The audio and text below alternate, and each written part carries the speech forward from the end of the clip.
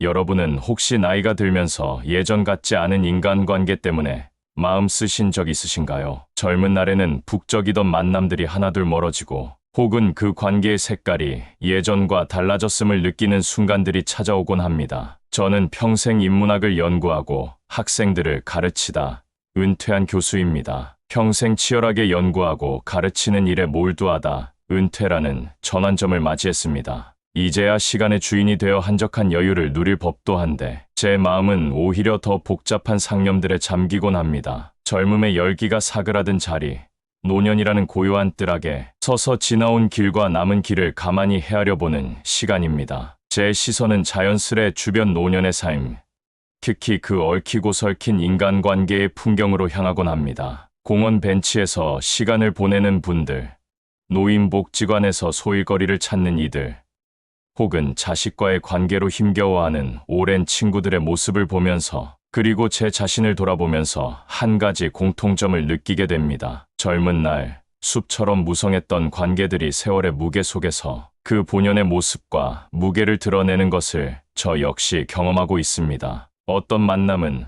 황혼역의 삶의 따스한 위로와 잔잔한 기쁨을 주지만 어떤 만남은 가뜩이나 줄어든 제 에너지를 소진시키고 마음에 깊은 생채기를 남기기도 한다는 것을 절감합니다. 더 이상 관계의 양이 중요하지 않다는 것을, 오히려 몇몇 관계는 삶의 평온을 해치고 마음의 짐이 된다는 것을 깨닫기 시작한 것입니다. 마치 정원사가 아름다운 정원을 위해 불필요한 가지를 쳐내듯 노년의 삶을 풍요롭게 가꾸려면 건강하지 못한 관계를 의식적으로 경계하고 정리해야 한다는 생각을 하게 되었습니다. 고대 그리스의 철학자 소크라테스는 너 자신을 알라고 말했습니다. 저는 이 오랜 격언이 비단 자기 성찰뿐 아니라 관계 맺음에도 깊이 적용된다고 느낍니다. 나에게 진정으로 소중한 관계는 무엇인지, 반대로 나의 남은 생을 병들게 할 수도 있는 관계는 무엇인지 명확히 아는 것, 그것이야말로 건강하고 평온한 노년의 인간관계를 위한 첫걸음일 것입니다. 그래서 오늘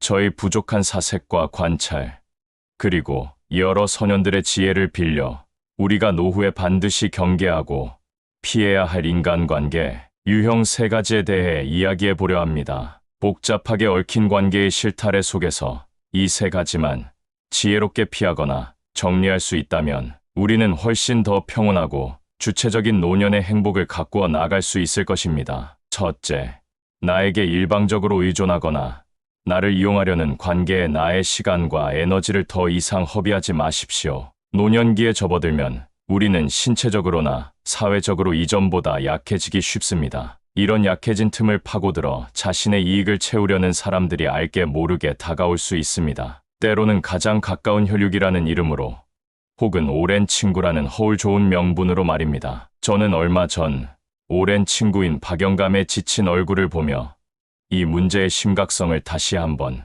절감했습니다. 단골 카페에서 만난 그의 얼굴에는 평소의 온화함 대신 깊은 수심이 가득했습니다. 그의 마른 어깨는 잔뜩 움츠러들어 있었고 찻잔을 드는 손은 미세하게 떨리고 있었습니다. 박영감, 무슨 시름이 그리 깊으신가? 얼굴이 반쪽이 되었네. 제가 먼저 말을 건네자 그는 기다렸다는 듯 한숨부터 내쉬었습니다. 내 말 마시게. 아들놈 때문에 내 속이 까맣게 타들어가네. 아들이라면 번듯하게 사업하던 그 친구 말인가? 번듯하긴 뭘 번듯한가. 시장만 번지를 했지 결국 또 사고를 쳤다네. 사업 자금이 바닥났다며 내게 손을 벌리는데 이번이 벌써 몇 번째인지 모르겠어. 박영감의 이야기는 듣는 제 마음마저 무겁게 만들었습니다. 그는 평생 모은 재산을 아들의 사업 미천으로 상당 부분 대주었고 이제 자신의 노후마저 위태로운 지경에 이르렀다고 했습니다. 어제도 와서 사업 자금이 또 모자란다고 눈물바람인데 정 안 되면 내 노후 자금이라도 깨서 줘야 할 판이야. 내가 안 도와주면 길거리에 나 앉게 생겼단데 애비된 도리로 어찌 외면하겠나. 그의 목소리는 체념과 자책감으로 가득 차 있었습니다. 저는 조심스럽게 입을 열었습니다. 영감, 자네 마음이야 오죽하겠나마는 그건 밑 빠진 독에 물 붓기 아닌가. 자네 노후는 누가 책임져 주나. 자네 건강마저 나빠지면 그때는 어쩔 셈인가. 박영감은 말없이 찻잔만 내려다보았습니다. 부모, 자식 간에도 건강한 선은 있어야 하네. 성인이 된 자식의 삶까지 부모가 무한정 책임질 수는 없는 노릇이야. 로마의 철학자 세네카도 말했지 않은가. 가장 무거운 짐은 의존하는 마음이다. 라고 말일세. 자식이 자네에게 지나치게 의존하는 것도, 자네가 거기에 속절없이 끌려가는 것도 결국 둘 다에게 독이 될 뿐일세. 스스로 일어설 기회를 주지 않고 계속 기대게만 하면 결국 자식도 자네도 함께 힘들어질 뿐이야. 제 말에 박영감은 힘없이 고개를 끄덕였지만 그의 눈빛은 여전히 흔들렸습니다. 알지. 나도 알지만 부모 마음이라는 게 어디 그렇게 쉽나. 그는 깊은 한숨과 함께 말을 맺었습니다. 박영감의 사례는 비단 그에게만 국한된 이야기가 아닐 것입니다. 자식이라는 이유로 혹은 다른 가까운 관계라는 이유로 우리는 때때로 부당한 요구를 외면하지 못하고 내 삶의 중요한 부분을 내어주곤 합니다. 물론 서로 돕고 의지하는 것은 인간관계의 자연스러운 모습입니다. 하지만 그것이 일방적인 요구와 희생으로 변질될 때 관계는 더 이상 건강하게 지속될 수 없습니다. 특히 노년기에는 제한된 시간과 에너지, 그리고 재산을 지키는 것이 무엇보다 중요합니다. 경제적인 착취뿐만이 아닙니다. 자신의 감정적 어려움이나 문제를 끊임없이 쏟아내며 나를 감정의 쓰레기통처럼 여기는 관계 역시 마찬가지입니다. 동정심이나 죄책감을 교묘하게 자극하며 자신의 요구를 관철시키려는 사람들도 경계해야 합니다. 이런 관계는 우리의 에너지를 고갈시키고 마음의 평화를 앗아가며 결국에는 스스로를 무력하게 만듭니다. 기브 앤 테이크가 이루어지지 않고 일방적인 테이크 앤 테이크만 반복되는 관계는 마치 내 삶의 에너지를 빨아먹는 뱀파이어와 같습니다. 아무리 가까운 사이라도, 심지어 혈육이라도 건강한 거리는 반드시 필요합니다. 내어줄 수 있는 것과 내어줄 수 없는 것을 명확히 구분하고 때로는 단호하게 아니오라고 말할 수 있는 용기가 필요합니다. 상대방의 요구를 들어주지 못하는 것에 대해 지나친 죄책감을 가질 필요는 없습니다. 나의 노후를 지키는 것은 이기심이 아니라 내 삶에 대한 최소한의 책임이자 권리입니다. 박영감의 사례를 통해 우리는 배우게 됩니다. 일방적인 의존과 이용의 사슬을 끊어내지 못하면 결국 나의 남은 삶 전체가 그 무게에 짓눌려 고통받게 될 수 있다는 것을 말입니다. 그러므로 첫 번째 원칙을 다시 한번 강조합니다. 나를 일방적으로 소모시키는 관계에서는 거리를 두거나 필요하다면 과감히 정리하십시오. 그것이 평온한 노후를 위한 현명한 선택입니다. 둘째, 끊임없이 불평하거나 부정적인 에너지를 퍼뜨리는 관계는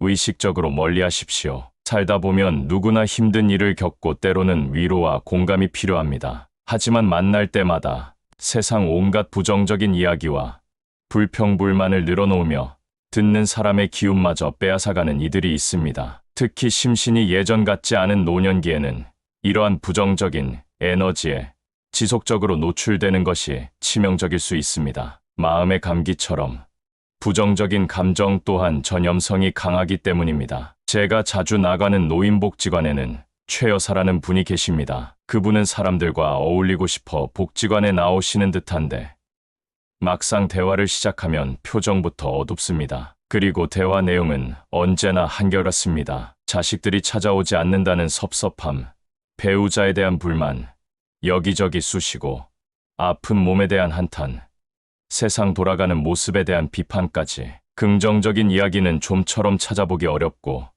듣고 있으면 저까지 맥이 빠지는 기분이 들곤 합니다. 어느 날 복지관 휴게실에서 저는 그분이 비교적 긍정적인 이 선생을 붙잡고 하소연하는 모습을 옆에서 지켜보게 되었습니다. 최 여사는 잔뜩 찌푸린 얼굴로 목소리를 높였습니다. 아이고 선생, 내가 어제는 허리가 끊어지는 줄 알았다니까. 자식들은 어쩌면 그리 전화 한 통이 없는지 몰라. 영감은 영감대로 방구석에서 텔레비전만 보고 있고 말이야. 내가 전생에 무슨 죄를 지었길래 이 나이에 이런 고생을 하는지 모르겠어.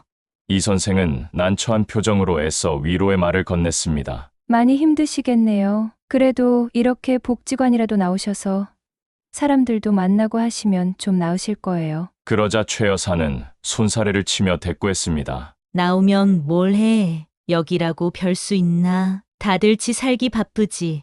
누가 내 속을 알아주기나 하나. 저기 앉아있는 영감 좀 보라지. 맨날 점잖은 척은 혼자 다 하는데 실은 얼마나 깐깐한지 아무도 모를 거야. 결국 최 여사의 불평은 주변 사람들에 대한 험담으로까지 이어졌고 이 선생의 얼굴에는 곤혹스러운 기색이 역력했습니다. 저는 더 이상 듣기가 거북하여 조용히 자리를 피했습니다. 물론 최 여사님께도 그럴 만한 사정과 아픔이 있을 것입니다. 그분의 고통을 함부로 판단할 수는 없습니다. 하지만 문제는 그 고통을 표현하는 방식입니다. 끝없는 불평과 부정적인 시선은 주변 사람들을 지치게 만들 뿐 아니라 결국 자신마저 그 불행의 늪에 더욱 깊이 빠뜨리게 됩니다. 로마의 현재이자 철학자였던 마르쿠스 아우렐리우스는 그의 명상록에서 이렇게 말했습니다. 우리의 삶은 우리의 생각이 만드는 것이다. 매일 불평과 부정적인 생각에 사로잡혀 있다면 어떻게 평온하고 감사한 노년의 삶을 기대할 수 있겠습니까? 그런 부정적인 에너지는 생각보다 강력해서 잠시만 곁에 있어도 우리의 기분과 생각에 영향을 미칩니다. 처음에는 안타까운 마음에 귀 기울여 들어주지만 그것이 반복되면 어느새 동정심보다는 피로감과 불편함이 더 커지게 됩니다. 결국 사람들은 자연스레 그를 피하게 되고 그는 더욱 고립되어 자신의 불행을 곱씹는 악순환에 빠지게 될 수도 있습니다. 노년에는 가뜩이나 사회적 관계망이 줄어들기 쉬운데 스스로 관계를 밀어내는 어리석음을 범해서는 안 됩니다. 물론 어려움에 처한 이의 이야기를 들어주고 공감하는 것은 인간적인 도리입니다. 하지만 밑 빠진 독처럼 끊임없이 부정적인 감정만을 쏟아내는 관계까지 감당할 필요는 없습니다. 나의 정신 건강과 평온한 마음을 지키는 것은 이기적인 행동이 아닙니다. 오히려 내가 건강해야 타인에게도 긍정적인 영향을 줄 수 있습니다. 따라서 습관적으로 불평하고 부정적인 말을 입에 달고 사는 사람과는 의식적으로 거리를 두는 지혜가 필요합니다. 만남의 빈도를 줄이거나 대화의 주제를 다른 곳으로 돌리거나 때로는 정중하게 그 자리를 피하는 것도 방법입니다. 대신 긍정적이고 밝은 에너지를 가진 사람들과 교류하십시오. 작은 일에도 감사할 줄 알고 세상을 밝은 눈으로 바라보며 유머를 잃지 않는 사람들과 함께하는 시간은 노년의 삶에 활력과 기쁨을 더해줄 것입니다. 우리의 남은 시간은 생각보다 많지 않습니다. 그 소중한 시간을 우울과 불평으로 채우기보다는 작더라도 소소한 기쁨과 감사, 그리고 긍정적인 마음으로 채워나가야 하지 않겠습니까? 부정적인 에너지에 전염되지 않도록 스스로를 보호하는 것.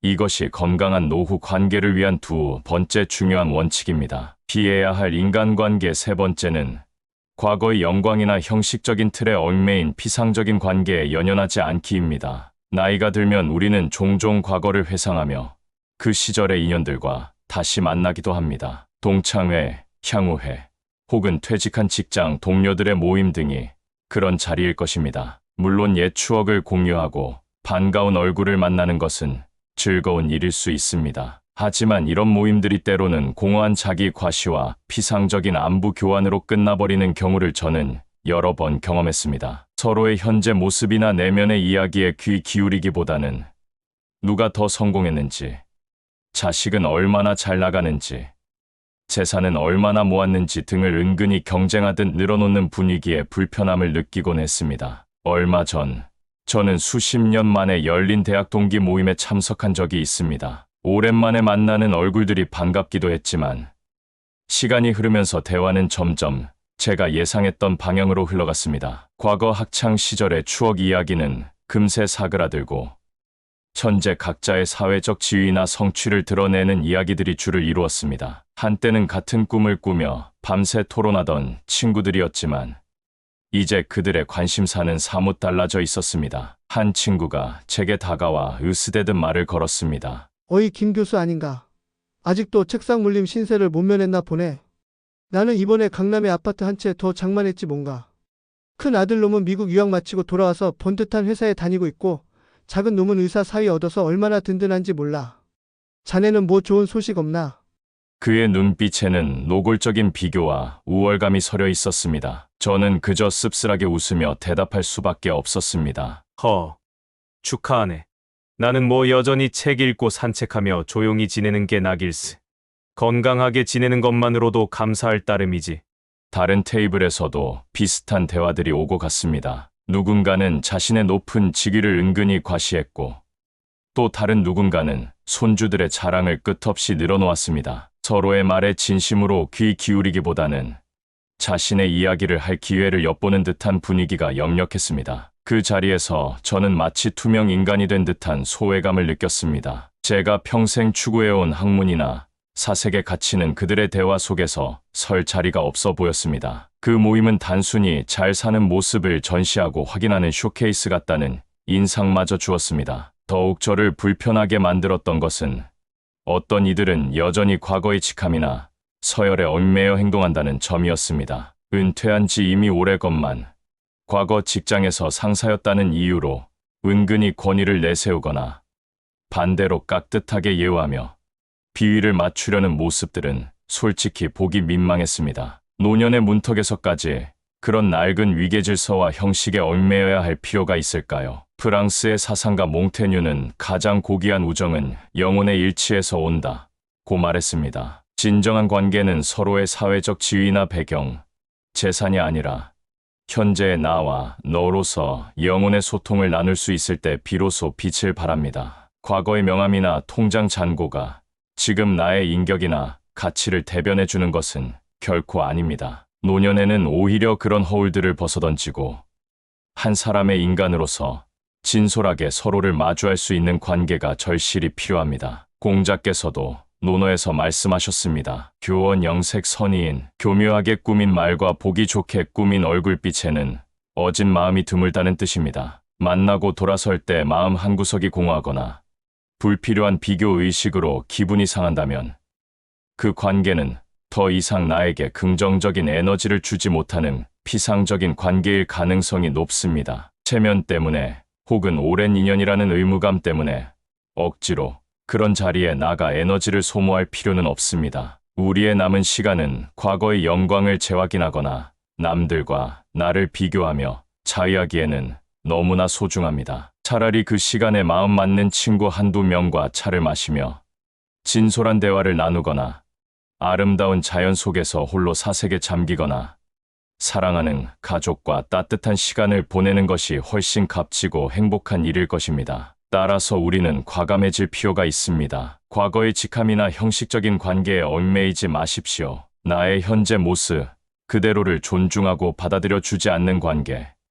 만나도 마음이 채워지지 않고 오히려 공허함만 남는 피상적인 관계는 이제 그만 정리할 때입니다. 거칠애보다는 진심을, 화려한 배경보다는 소박한 공감을 나눌 수 있는 사람들과의 연결에 집중하는 것. 이것이 바로 평온하고 충만한 노후를 위한 세 번째 관계의 지혜입니다. 이렇듯 우리는 노년의 삶에서 나에게 일방적으로 의존하거나 이용하려는 관계, 끊임없이 불평하며 부정적인 에너지를 퍼뜨리는 관계, 그리고 과거의 허울이나 형식에 얽매인 피상적인 관계가 우리의 소중한 시간과 에너지를 얼마나 갉아먹고 마음의 평화를 어지럽힐 수 있는지 살펴보았습니다. 젊은 시절에는 그럭저럭 감당할 수 있었을지 모르는 이러한 관계의 무게가 황혼역에 이른 우리에게는 더 이상 감당하기 버거운 짐이 될 수 있습니다. 마치 정원사가 오랜 경험과 지혜로 나무의 불필요한 가지를 쳐내어 더 건강하고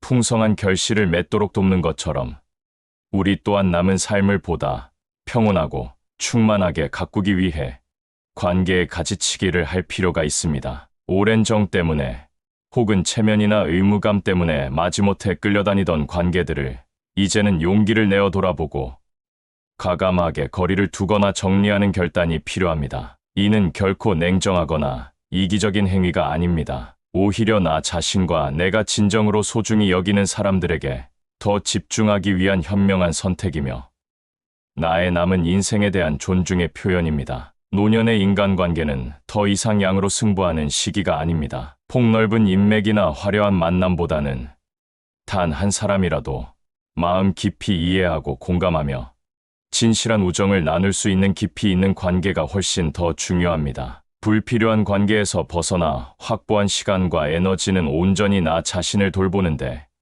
그리고 진정으로 아끼는 사람들과의 관계를 더욱 돈독히 하는 데 사용할 수 있습니다. 사랑하는 가족과 따뜻한 눈빛을 나누고 마음 맞는 법과 소박한 차 한 잔을 마시며 삶의 지혜를 나누는 시간, 혹은 고요히 혼자만의 시간을 즐기며 내면의 목소리에 귀 기울이는 시간이야말로 노년의 삶을 풍요롭게 하는 진정한 자양분이 될 것입니다. 저는 이제 불필요한 모임에 나가는 대신 아내와 함께 저녁 산책을 즐기고 부정적인 이야기로 가득한 만남 대신 마음이 통하는 몇몇 지인들과 긍정적인 대화를 나누려 의식적으로 노력합니다. 서재에 홀로 앉아 책을 읽거나 사색에 잠기는 시간 또한 그 어느 때보다 소중하게 느껴집니다. 관계의 무게에 짓눌리기보다 관계 속에서 평온과 기쁨을 찾는 법을 이제야 조금씩 알아가는 듯합니다. 여러분은 어떠신가요? 혹시 지금 당신의 주변에도 당신을 힘들게 하거나 더 이상 긍정적인 의미를 주지 못하는 관계가 있지는 않으신가요? 혹은 과거의 인연이라는 이유만으로, 혹은 사회적인 시선 때문에 불편한 관계를 억지로 이어가고 있지는 않으신가요? 한 번쯤 자신의 인간관계를 찬찬히 돌아보며 진정으로 나에게 힘이 되고 위안을 주는 관계는 무엇인지, 반대로 나의 에너지를 소진시키는 관계는 무엇인지 구분해보는 시간을 가져보시기를 권합니다. 결국 노년의 행복은 누가 가져다주는 것이 아니라 우리 스스로가 만들어가는 것입니다. 그리고 건강하고 지혜로운 인간관계는 그 행복에 매우 중요한 토대가 됩니다. 고대 그리스의 철학자 에피쿠로스가 우정을 통해 얻는 기쁨만큼 큰 것은 없다고 말했듯이, 진정한 마음을 나눌 수 있는 관계 속에서 우리는 삶의 어려움을 이겨낼 힘을 얻고 소소한 일상 속에서도 큰 기쁨을 발견할 수 있을 것입니다. 부디 오늘 나눈 이 이야기들이 여러분의 노후 인간관계를 건강하게 가꾸어 나가시는 데 작은 도움이 되기를 바랍니다. 들어주셔서 감사합니다. 행복한 하루 되십시오.